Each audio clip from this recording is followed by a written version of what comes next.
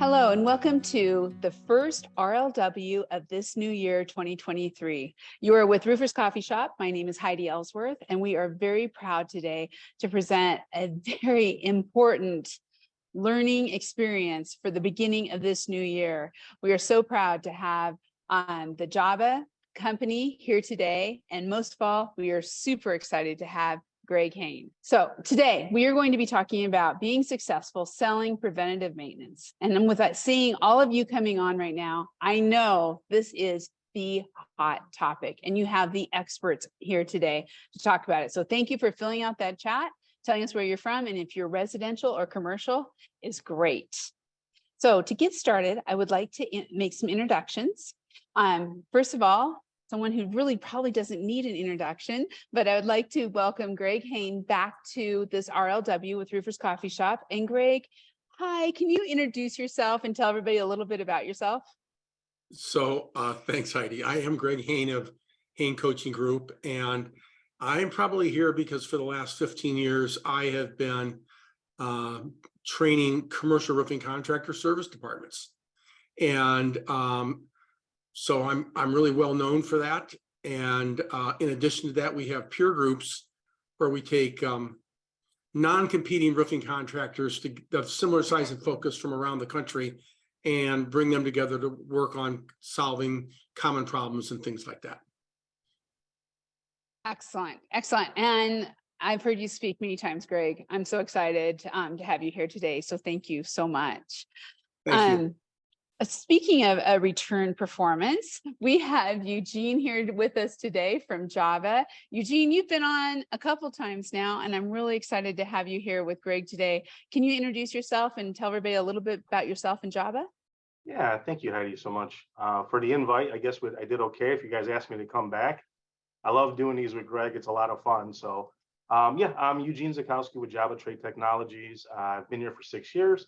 And I really focus on helping contractors get the most out of our software solution, helping them adapt it to their product, their workflows, the way they need to use the software to run their business. So really working with the contractors, helping them with technology issues and questions and process and things like that. Excellent. Okay, well, let's get into the heart of it because this is going to be great. So first, let's start out with a very important question. I mean, really, this is one of the things that we look at every single day, and that is why a preventative maintenance program. So and gentlemen, my notes right now are not showing, but I'm pretty dang sure that Eugene, you're going to start us out on this one, and then we're going to bring Greg in to really put that all together. So Eugene, why should people have a preventative maintenance program? Well, I mean, a preventative maintenance program really, it's a lot of reasons. It's to help the contractor obviously set up their business for success by building, revenue streams and things like that. But it's also really there to help the contractor become a good partner with their customers. So they're also helping themselves, but they're really providing that extra value that their customers are looking for, that in a partner, in somebody like that, to help them make good decisions. But the reason we're doing this webinar is because most contractors are crappy at this. And it doesn't have to be. So we want to make sure that we spend some time today talking about why it is that you're struggling and helping you better understand that. Certainly, it can help you diversify your business. We're going to talk about some of the benefits that come to you and to your customers by doing it. And I also know that there's a lot of discomfort around this by many contractors. And another word for discomfort is fear.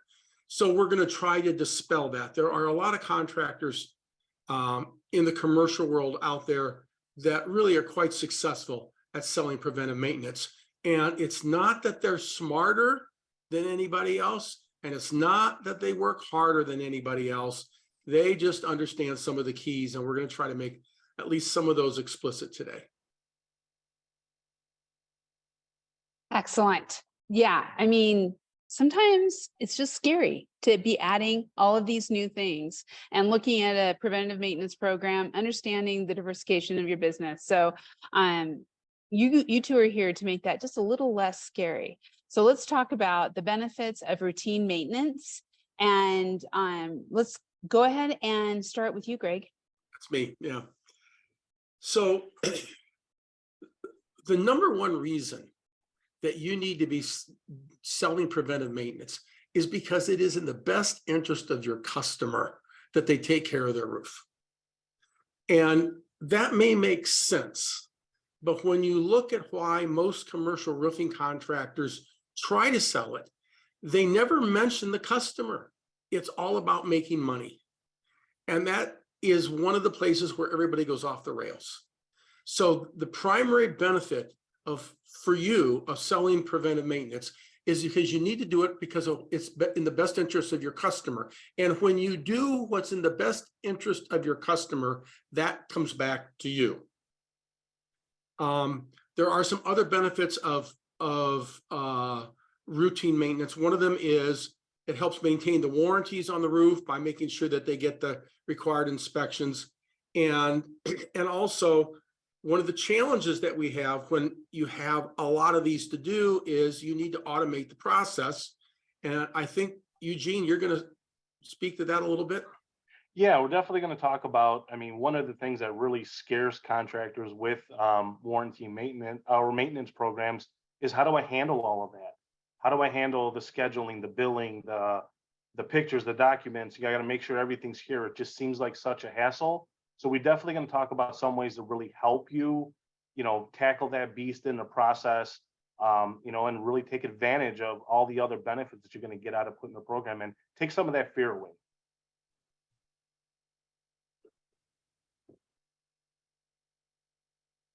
Heidi, you're still muted. I'm so sorry. Muted. Thank you so much. Everybody, thank you so much for the chats. That is awesome. Please keep them coming in. And we are now going to talk about becoming a proactive, sorry, everyone, I'm having a little bit of technical issues, but we got it. Okay, becoming a proactive business. And we're going to start here with Eugene. Eugene, there's a lot of worry out there with what's going on. So how can you be proactive? Yeah, I mean, it's really nobody really knows what's happening or what's going on. You turn on the news, you turn on something, everything is really bad. But the best we can try and do, and again, being proactive, is let's find ways to diversify or provide extra value. So one way to do that is by looking at opportunities, obviously being proactive. And one of the easiest ones in my mind is to set up a maintenance program. I mean, setting up that maintenance program and helping your customers is really going to give you an idea as to, no matter what else happens, what you're doing X amount of days out, so much is happening. You can put your people to work. You have these opportunities coming into the door. So instead of waiting for that storm to hit or something else that's really going to drive business, take the initiative to set up these programs to really help you plan, take the guesswork out of it. And this is a very economical way to do it. There's work involved, but once you get that system up and running, you're really going to pay dividends later. Yeah. So Greg, I would like you to just elaborate on this too, because there is so much, you see it every single day, how businesses are either getting stopped by fear or being proactive. Talk a little bit about that. I think that one of the struggles that people have when they try to get better at service is that they bring the wrong mindset to the process. When you as a contractor are doing, let's say, new construction with a general contractor on a building, you have by contract an adversarial relationship. And that, as you all know, that GC is going to say it's ready. When it's not ready, he's going to promise you a temporary road. There's no temporary road. There's all sorts of stuff that happens to you, and you have to fight on the production side all the time. And even if you're doing reroutes, it's a key to make sure you're productive and get the work done quickly so that you make your margins. The mindset that makes you good at that makes you bad at service. Service is about doing what your customer needs, not what you need. What you need on the backside will come to you when you give the customer what he wants. And, you know, there's some bullet points up here, and they're all valid. We can prevent things from happening. It will provide you with new opportunities. All of these things will happen when you do preventive maintenance properly. But understand the process of developing a preventive maintenance program is an integral part of having a good service department. And in order to do that, you have to change your mindset to put the customer first. And that means that when you go up on a roof and look at a roof, you don't see how much money you can extract from them. You see how little money you can extract from them. I have a contractor. Well, that's an interesting topic right there. Yeah. That's interesting. Yeah. So it's interesting. I have a contractor, and I interviewed him many years ago. At the time, he was billing at $55 an hour. So this has been a few years ago. I'm guessing he's $70, $75 an hour. But I called him. This was 15 years ago when I was just starting to train people. And I asked him what his revenue was per truck.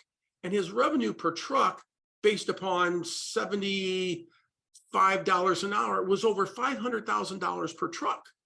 And I said, oh my gosh, you've got to be selling a lot of preventive maintenance. He said, hey, here's the key. You do as little as possible. So now let's understand, he's getting the revenue and he's getting the margins, but he doesn't do that by seeing how much he can extract with each scope of work. He only quotes the stuff that really need to be done. So this is a mindset thing. Yeah. And you need to know that when you go into this process, not only designing your preventive maintenance, but also designing your operational processes. I have contractors that all the time design their operational processes in their office to make it easy for them. Well, that's not wrong, except that sometimes making it easier for you makes it harder for your customer. That doesn't work. You need to design around what's best for your customer. And if that makes more work for you, then it makes more work for you. That's a key to being great at service. That, you know, and it leads right into what you need to do to diversify your service portfolio, right? So, Greg, I'm going to have you keep going and then we'll come back to Eugene, but I want you to kind of talk about this, becoming the first company a customer calls. You are the expert in this. How are contractors doing this? Well, you have to do more than expected. So if somebody calls you to fix a leak, you go out and you fix the leak. And then you look around to see if there's anything else that might need to be done, because there probably is. And then you need to contact that owner and explain to them what you found and how they might take care of it, and how by doing that it will save them money.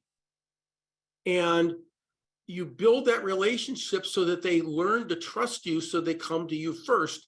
And it's much easier to do that through service than it is any other avenue.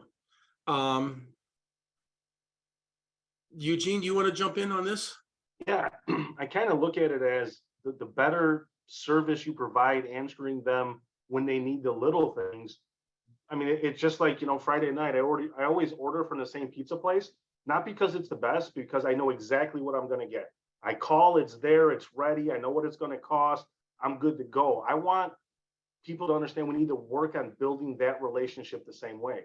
I don't price check my pizza guy. We want that so much trust built into us that the customer just says, you know what, come and get it done. And that's really what we want to, when we say becoming the first company a customer wants to call, earn the right to be that person. If you are involved in a conversation with a building owner about your price, and we're talking about service now, if that means your service isn't good enough, because when your service is what it needs to be, they do not care what it costs. They don't. And speaking of cost, let's talk a little bit about margins. When you're doing T&M work, and this is commercial, I was looking through the chat, and I know some of you do residential, and residential is different. It is. But on the commercial side, your margins for T&M work should be at least 50 to 55%. And your margins for preventative work should be at least 65%. If you're not charging those margins, you're not charging enough. you need those margins to have a stable, functional, profitable department. And I know those margins may sound wonderful if you're used to doing projects, but you're going to have more overhead. You've got more challenges. But those margins are really what you need. And the reality is when there's somebody out doing $500,000 or more with a service truck, they're getting those margins. Yeah. They really are. And because they're giving good service. And what happens by doing that leads to the last bullet point, which is more projects and more service work. One of the big mistakes a lot of contractors make is they look at services as the thing they have to do. They don't recognize that service can drive their whole company. I was talking with a contractor in a webinar that I do last year, and he's got 12 service trucks. Okay, he's pretty good. But I said to him, I said, how many production crews do you have? He said, 5. I said, if you did not emphasize service, how many production crews would you have? He said, we'd have 2 and we'd have trouble keeping them busy. So here's a contractor that instead of having 2 production crews, he's got 5 because he's got a great service department. Service will absolutely drive your whole business when you do it right. Well, Yeah. and Sorry. go ahead. Hayden, please No, go ahead, Eugene. Yeah, no, I was just going to say the biggest thing I try and emphasize is that life cycle model that let's earn their business, earn their trust with service, and then the projects and the other work will come in with it naturally, and then continue to work to earn it by giving them, let's say we did the service work, we earned the project, but then get that maintenance contract on the property, so then you can handle them as they walk through that cycle again. So earning the business with service is the key. And we see this all the time, right? This is how the good companies continue to grow and grow and grow. But Greg, there is a question out there, and we're going to take the questions at the end, but I think this is important, so I want to pop this in right now. They would like you to repeat the margins, what you said, where their margins should be. On T&M work, 50 to 55%. On preventive maintenance, at least 65%. And I say at least because my expectation is that in a well-functioning, profitable service department, at the end of the year, you're going to be generating a total of about 65% gross margin, which means that most of your preventive maintenance work is going to have to be at in excess of 65%. Not only that, but when you look at the people that are generating these large revenues per truck, 75 to 80% of their total revenue is coming in through preventive maintenance work. Only 25 down to 20% is coming in through leak repairs. And that's ideal. Think about this. Just think about this. Leak repairs are the worst. Everybody calls you as unhappy. Everybody calls you want it done now. It's maximum time. It's like working for a disorganized GC on the new construction site. It's a mess. When you're doing preventive maintenance work, you pretty well get the schedule to do it when you want to do it. You get to staff it the way you want it. The stress is much less. It's higher margin. It's less stress. Your customers are happy. It just works all the way around much better. So are you saying the key is controlling the chaos, Greg? That's my favorite saying, control the chaos. When you are doing preventive maintenance right, your customer should have a lot less chaos. And if he has a lot less chaos, you're going to have a lot less chaos. Let's be clear. When they're not doing preventive maintenance, you may make 5, 6, 7 trips out there in the course of a year. You don't want to be doing that. You want to make 1 trip. That's better for you and better for them. You'll charge them less total by doing it once right than doing it 7 times. They're going to be happier, and your margin will be greater probably on the preventive maintenance. Now your total revenue may be less, but you'll be doing more of those. You'll make a lot more money. And I like when you're talking about that too. In that if you do the preventative maintenance once a year on your time schedule, coordinated, then you like what we're seeing happening right now with the weather across the country, right? What's happening in California with the rain and everything else. I mean, some of that is going to happen no matter if you have preventative or not, but it just brings that back so that you don't have all those small calls. Yep.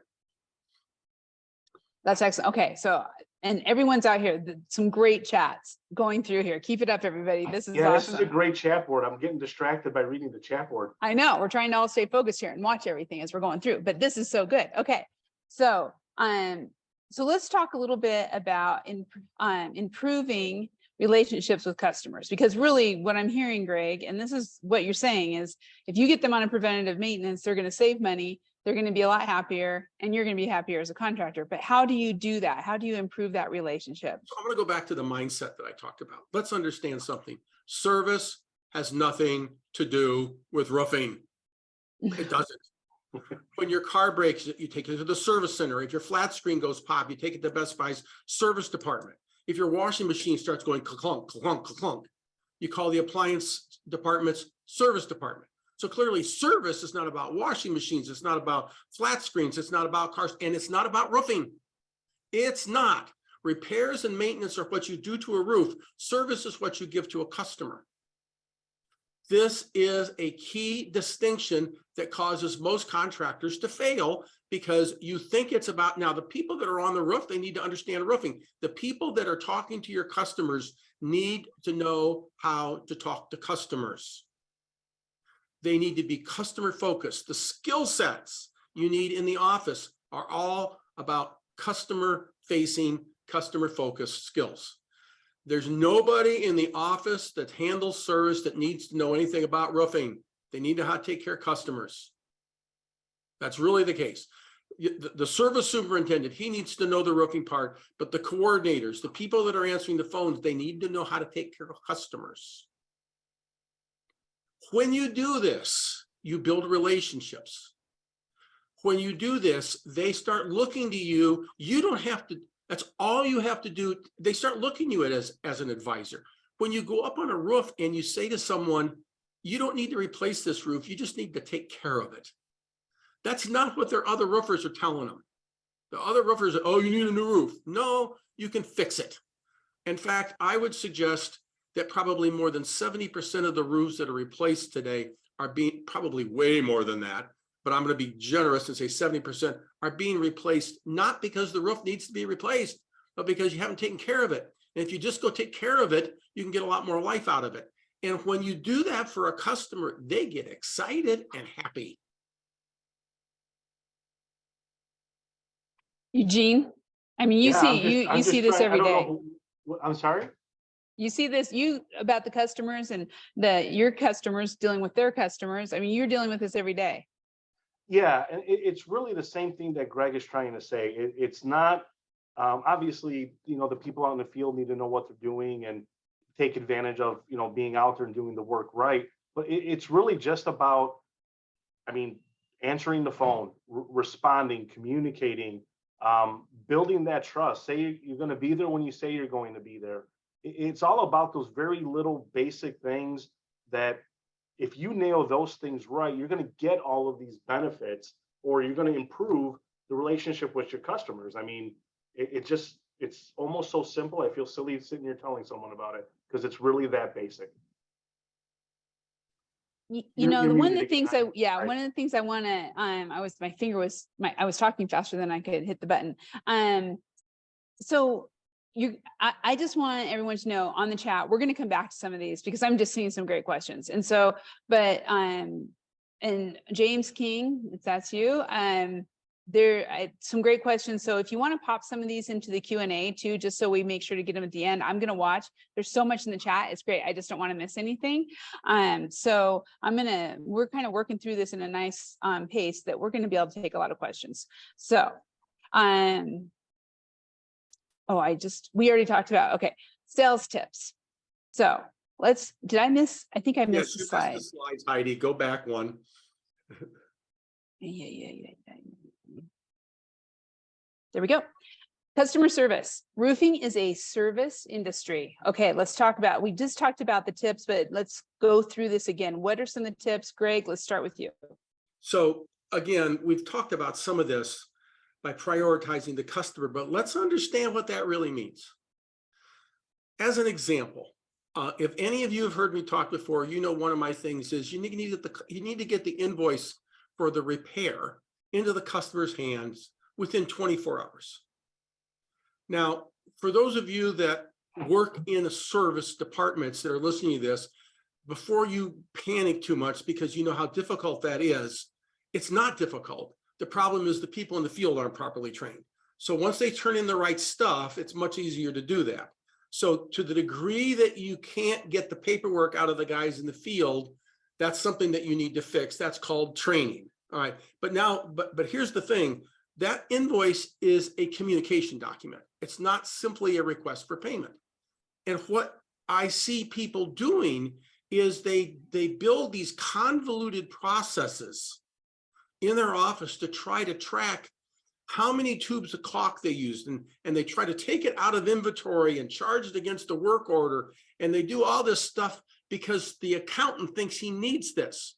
And when they do that, when you do that, you are prioritizing what you want over what the customer wants. The customer wants the invoice. He wants to know what you did. He wants to know how you did it. He wants to know why you did it, and he wants to know it now. So you have to design your processes and procedures around giving the customer what they want. And if that makes it difficult for you, more difficult initially, because long-term, it's actually easier, much easier. And I'm assuming most of you are roofers and you've been on roofs before. When I'm at a trade show, I'll say to you, how many of you people, when you go out there and you go up on a roof to do a re-roof takeoff and you measure it and you take your pictures and you core it and you make all your notes, how many of you want to go back and then stick that at the bottom of the pile and wait till the day before it's due to start on it? Nobody puts up their hand. How many of you would like to be able to sit down and do it all right away while it's fresh in your mind? Everybody puts up your hand. You see, doing it right the first time is just so much easier. And so you need to design your processes around what's best for the customer. And eventually that will be easier for you. And then the operative word is communicate, communicate, communicate. Because service is all about communication. There are no great service companies out there that are bad at communication.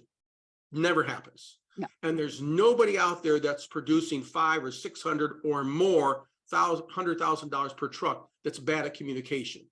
Conversely, if you're producing $150,000 with a truck, you're probably not very good at communicating. There is a direct correlation between how well you communicate and the revenue you generate. I'll get off my soapbox now.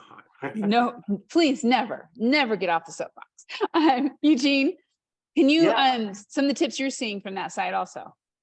I mean, really, Greg hit them all. And to me, the biggest one, and this is just, I mean, personally, if I get an invoice for something that they did a month ago, no matter what it is in my house or whatever the case is, I really don't feel like paying it anymore.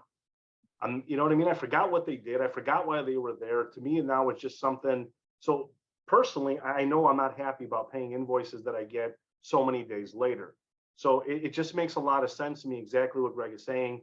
Things like getting the invoice out there, communicate changes, tell them things like your texts are coming out right now. We're really backed up and we're going to get there, and keep your word on what you say. If you communicate something, stick to it. And again, these are just very, very good basic customer service things that I think we all would appreciate. And service, again, like Greg is saying, it's not about roofing. Right. And it goes back to what you both were talking about earlier, building that relationship. Yep. Because once you have the relationship, the customer service, everything falls in, then you can really start talking about that sales process and the sales tip. And so, Greg, I want to start with you on this. In fact, we just had a question. Someone said, how do you feel about upselling? So here's the sales tips. It's perfect timing. So since sales is about when you go in to buy a new car, and I'm gonna pretend that and there's obviously females involved in this chat. I see that, but you're going in with your spouse to buy a new car, and you decide that your spouse wants a Camry. We're going to go to a Toyota dealership, and you're going in to look at a Camry. Okay, so you go in there, and the lady greets you, said, "We're here to look at a Camry." And let me ask you a question. Do they say sure, and then just a minute, and then somebody from back in the back of the building comes out wiping grease off their hands onto their coveralls and saying, "You should buy this one, this is a good car"? No, they have salespeople. You need salespeople. Salespeople are people that don't need to know anything about roofing. They need to know how to sell. The person that sells you that Camry, they probably can't fix most of the things that go wrong with the car. That's not why they're hired. They're hired to sell cars. And you need to hire salespeople to sell your services. They don't need to know anything about roofing. They simply say, I am here to help to understand what your challenges are. I am here to help work through those with you. And then when we get to the roofing part, okay, then you bring in an expert. If they have technical questions about roofing, you go bring in a technical person. And many of the best service organizations that I am aware of handle it exactly that way. Now, not all of them do, but many of them do. So you need to have someone that can build relationships. And the other thing you need to do is manage them. One of the things that I see in our industry is that people bring in salespeople and they don't manage them. Well, salespeople need to be managed just like everybody else does. You expect your production crews to get so many squares. You expect your service crews to get so many work orders. You need to have metrics for the salespeople as well. And somebody needs to manage them. Somebody needs to coach them as to how to get better. And that's completely antithetical to the thinking of most roofing contractors. But the better companies, the more progressive companies, the companies that are producing $500,000–$600,000 worth of truck are using salespeople. You need to build relationships with your customers. Now, I have seen questions in here about maintenance contracts and selling preventive maintenance. So let's be clear. A maintenance contract is where you, the way I look at it, is where you sign an agreement with an owner that you're going to go inspect that roof maybe twice a year, and you're going to do a certain amount of maintenance when you're up there. Selling preventive maintenance, that is selling preventive maintenance, but selling preventive maintenance is a lot more than that. When your guys go out and do a leak repair, they should look around and see if anything else needs to be fixed. And there will be something that needs to be fixed. They need to measure it. They need to take pictures of it. They need to count it. They need to turn it in. And then somebody needs to reach out to the customer and say, while we were out there fixing your leak, we found these things. And it's like going to be another $1,500 if you'd like to have us do that. But there's 4 things here. And if you wait for us to do each one of those, it's going to be about $750 each, which would be, $3,000 if we do it all. But we can do it all for you now for $1,500 and save you $1,500. That's selling. Okay. That's how you sell preventive maintenance. Right there's how, that's all you need to do to be effective at selling preventive maintenance. Show them how it's going to save them money. And the skill sets needed to sell preventive maintenance have to be in place before you can assume you can be effective selling agreements. If you can't sell a simple $1,500 preventive maintenance repair, you're not going to sell them a maintenance agreement. You're not. You may, if you're dealing with a university, you may, if you're dealing with a hospital, you may, if you're dealing with a school system, an institution that has many buildings that they're going to hold forever, but most people aren't going to want to buy them. And when you are up on that roof, you do not put together a punch list that is everything that is wrong with the roof, because not all of it's going to leak. Imagine you're going to imagine what would happen if you had a scratch on the right rear quarter panel of your car and you decided you want to get that quarter panel painted, and you went to the auto body shop, you got out of the car, you threw your keys at the body shop guy, said, I'll be back in a week for a quote, and leave. Well, when you get back, you're going to get a quote for painting the whole car, new rims, tinting the windshield, carpets, probably a new radio, fancy wiper blades, all that kind of stuff. That's exactly what most roofing contractor scopes of work look like. They quote everything, and then they're surprised when people say no. People are not stupid. Why would somebody spend $15,000 on preventive maintenance on a roof where last year they spent $1,200 on leak repairs? Why? None of you would do that. Why would you expect your customer to do that? So you need to focus on what the customer needs, and what he needs is ways to save money. It's not Yes. based upon what you want to sell. It's how can you save the money? Gotta get Yeah. off the soapbox Yeah. again. No, I mean, it's just great. I'm just sitting here going, yeah. And so is everyone in the chat. Yeah. Eugene, you see this too on the sales tips. Yeah, I mean, I see this all the time. And again, Greg hit a lot of the points already, but what I commonly see across my contractors that I work with is everybody's looking for that diamond, that service tech that also is a salesperson that can walk in the office and they don't exist. You need people that are good at what they do. And the service techs, the people in the field, they're good at roofing. They're good at fixing the problems. They're good at telling you why, how to do it. And you need that salesperson that's good with the customer, that can build that relationship. I mean, a service tech's not going to have time to build a relationship with a customer. They may be able to go in and show their problems and explain it, but that takes away that ability for them to build that relationship and make them a long-term customer. So again, I really feel that your salespeople should be selling. Your roofing people should definitely, do roofing. I mean, it wouldn't hurt for everyone to have a little better people skills and things like that. There's nothing wrong with being well-rounded, but you really need specialists in that areas. And I completely agree with what Greg's saying. Well, I mean, basically, that is also what is kind of going into this next one where we have pitfall. And so Eugene kind of started us out on those mistakes to avoid, because kind of we're going there.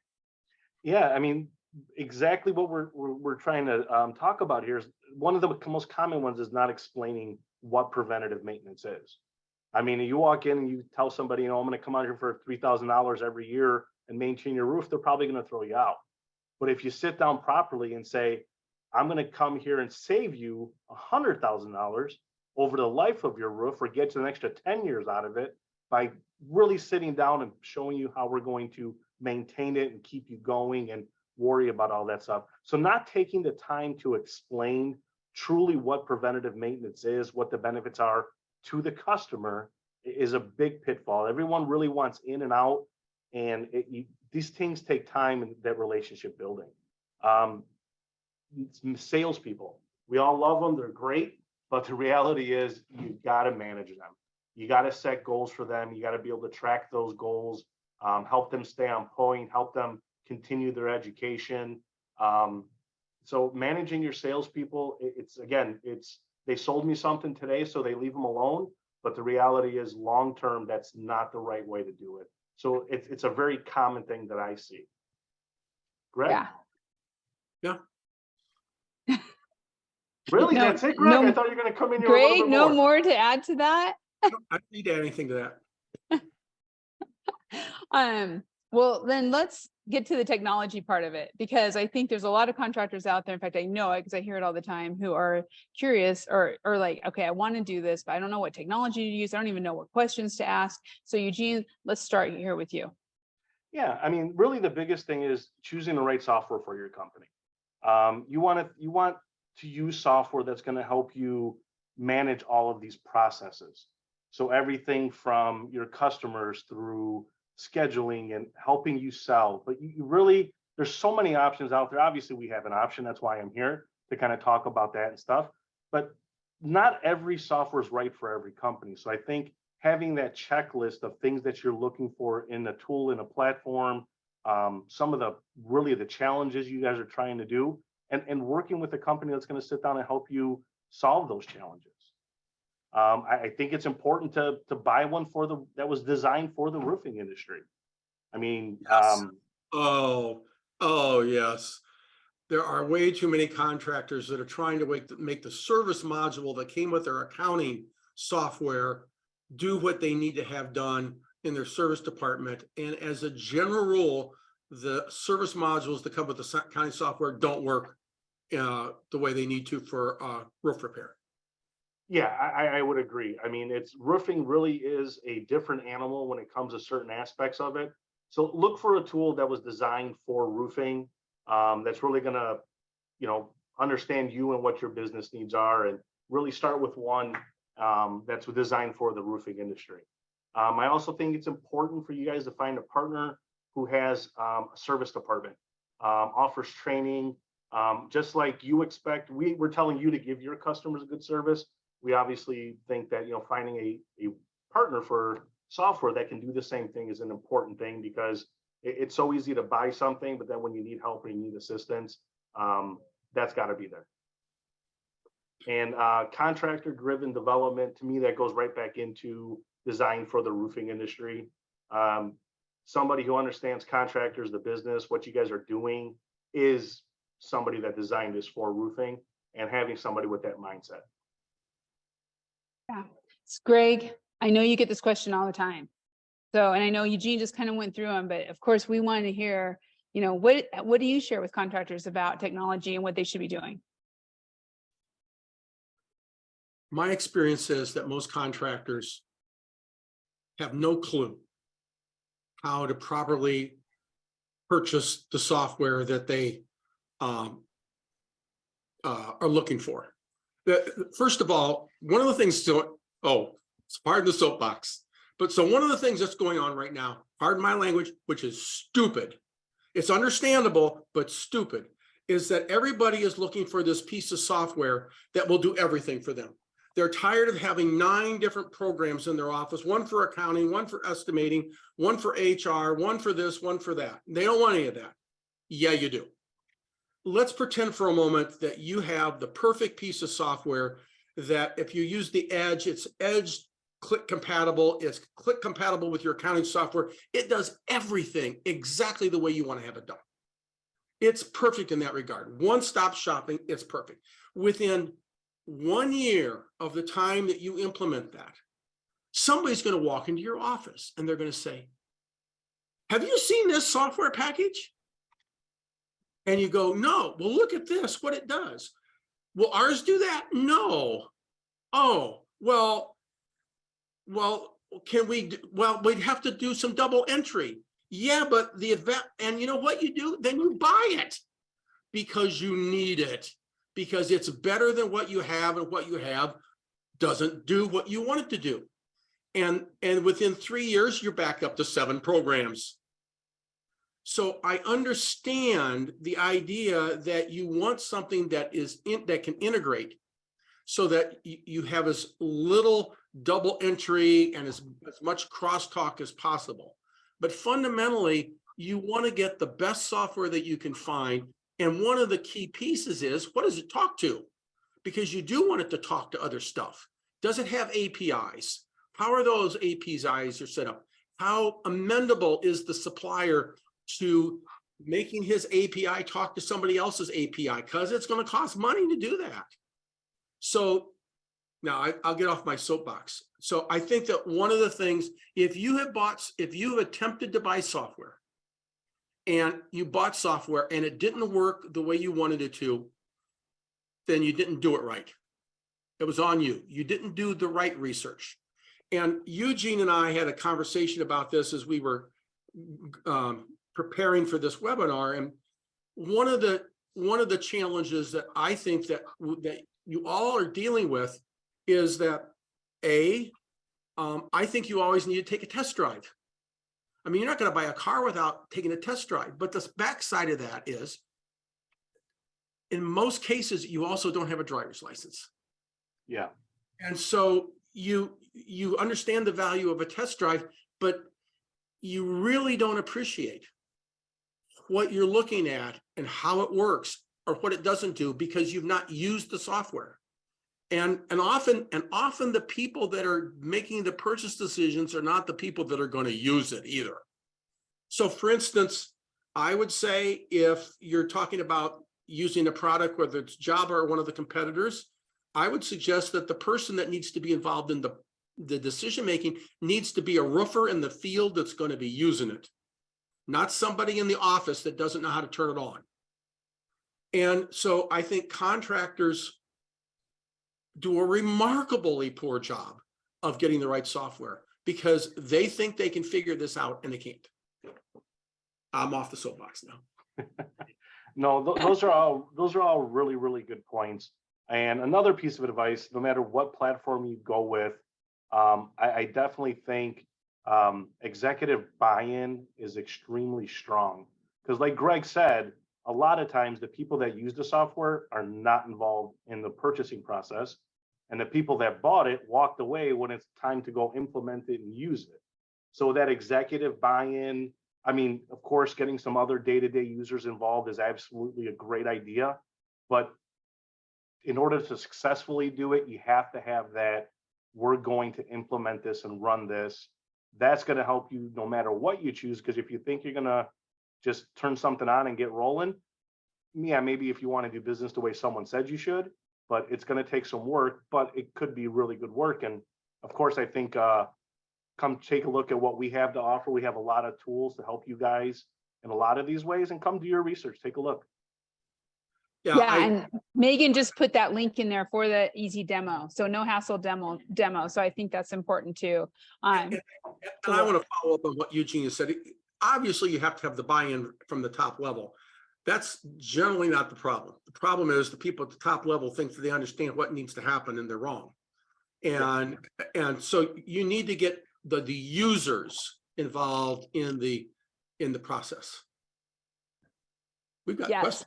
And I know one thing, we're going to go to questions. One thing I do want to mention that we didn't really talk about on this page, but that is protecting your data, because data is critical. There is a whole RLW you can watch on demand with these gentlemen who talk all about data. So again, that last bullet point I think is so important. Do your research, and doing research, listening to other webinars, going to the directories, doing the demos, taking the test drives, getting your driver's license, all those kind of things are critical.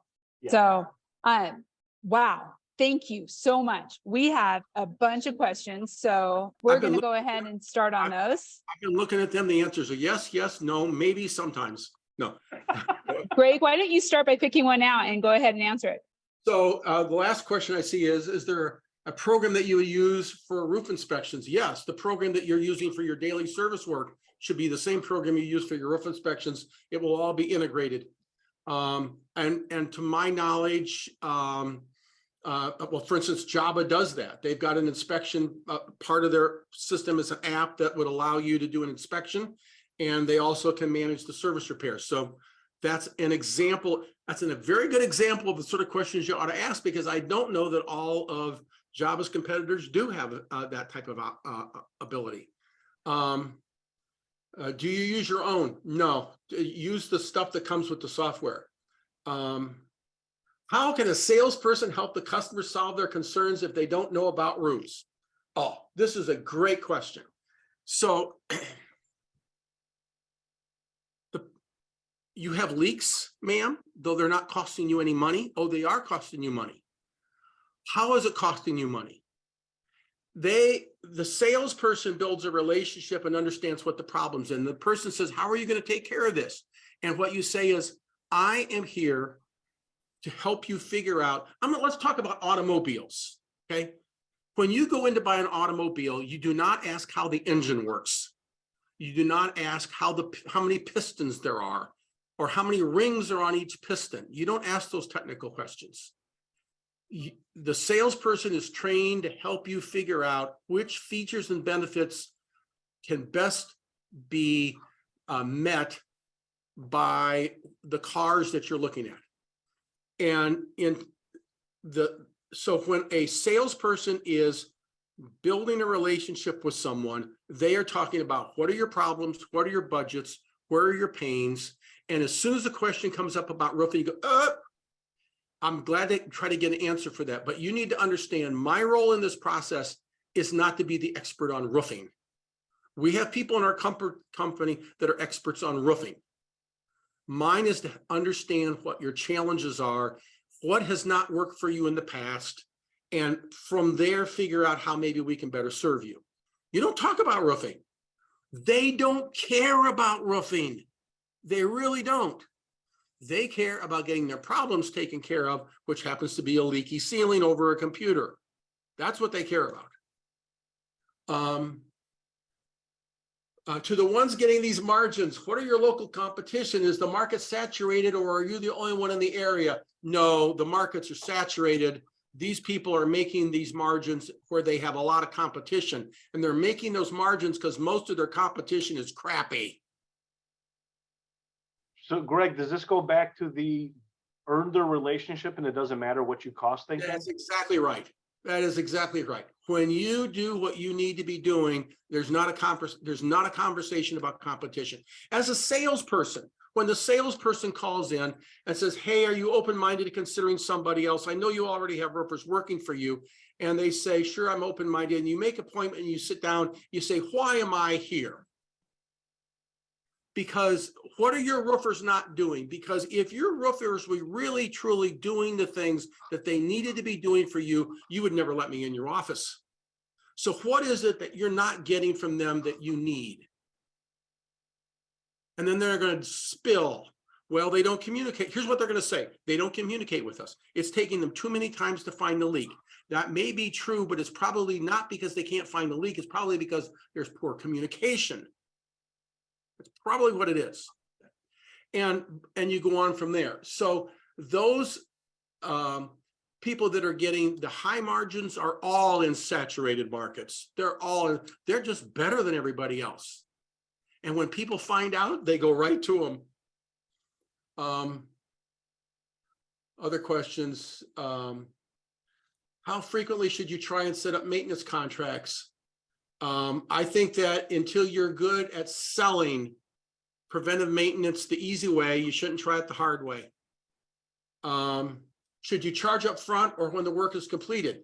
So in commercial, you charge when the work's completed, and the invoice should go out the next business day. Now, if it's a lot of money and you want to get a deposit, fine. But if you're dealing with professional property managers, they're not going to give you a deposit. Should I hire salespersons for just to offer maintenance contracts? No. You should hire a salesperson to build relationships with your customers. And by building those relationships, discern what your customers need and give that to them. Which means if they need a maintenance contract, sell them a maintenance contract. If they need preventive maintenance, sell them preventive maintenance. If all they need is some leak repairs, get the leak repairs. But you hire salespeople to build relationships, not to sell stuff. Hey, Greg, time-wise, yes. I want to make sure, and we may not be able to get into this or maybe this has been answered, but James had asked this in the chat and he asked it in the questions. Can you explain the difference with yearly maintenance agreements and preventative maintenance agreement? Are they the same, and how do you charge for these agreements? So this might be a bigger conversation, but I wanted to make sure you saw this, and we let James know we'll get back to you one way or the other. So an agreement is a contract. And whatever you call it, it is the idea that you are going to contract with them, and then you're going to do inspections, and then you're going to do maintenance. There's millions different ways of doing it. Okay. When I talk about selling preventive maintenance, what I'm talking about doing is getting up on the roof and discovering that if there's stuff that needs to be fixed, and we're going to give them a price to fix that, and we're going to explain to them why, by fixing these things, it's going to save them money. There's no contract involved in that until they agree to do it. And then when they've agreed to do the work, then maybe you'll have a contract. But there's no, you're going to give me $5,000 and then I'm going to go inspect and I'm going to fix these things. I'm going to clean the drains. That's whether you call those yearly agreements or maintenance agreements. Those are all preventive maintenance agreements that are really hard to sell. I know a contractor that does over $600,000 in service work per truck. Let's be clear, he really knows what he's doing. Not only that, he's located in a venue where there's no rain. They get less than 4 inches of rain a year. But let's be clear, he knows what he's doing. Less than 5% of his total revenue is through maintenance contracts. Why would we spend any time talking about a way to get $30,000 worth of work when to get from $570,000 to $600,000 when it's easier to get from $200,000 to $570,000, and you'll make a whole lot more money. Wow. Any specific language that should or should not be included in a maintenance contract? It's a good one. Yeah, there should be a guarantee. If you're going to go up and do work up there, you need to provide them with some sort of a guarantee. That guarantee needs to be structured around the relationship that you have with the customer. You do not have a guarantee that you try to sell to that you do not have one size fits all solutions for anything. These contractors that have these good, better, best solutions, what they're all trying to do is fit the customer into what they have. No, figure out what the customer needs and then give them that. It's a completely different mindset. People that have good, better, best, it's all about what's easy for me, the roofer. No, what's best for the customer. This is the mindset change. Let's go ahead, Greg. Do you have one? No, go ahead. Okay, I was going to say last question because we are almost at the end. But what is the ratio of office staff to service trucks that you have seen be successful in building good relationships with customers, next day invoicing, bidding things in a timely manner, et cetera? Okay, very quickly. In service department, there's 4 roles and only 4 roles. One is the service techs. I'll take them out of this. Next is those that generate revenue. So estimators generate revenue, assessors generate revenue, people that do something that's going to produce work. Okay. What we are left with are after we get the work operationally, we have coordinators and we have service superintendents, the people that do the coordination that don't need to know anything about roofing, and the service superintendents that absolutely need to know about roofing. And the answer is operationally 1 per million. For every $1 million of revenue, you need about 1 operational person in the office. So if you do $1 million in service revenue, that means you're going to have somebody that's about a half-time service superintendent and then somebody else that's half-time coordinator.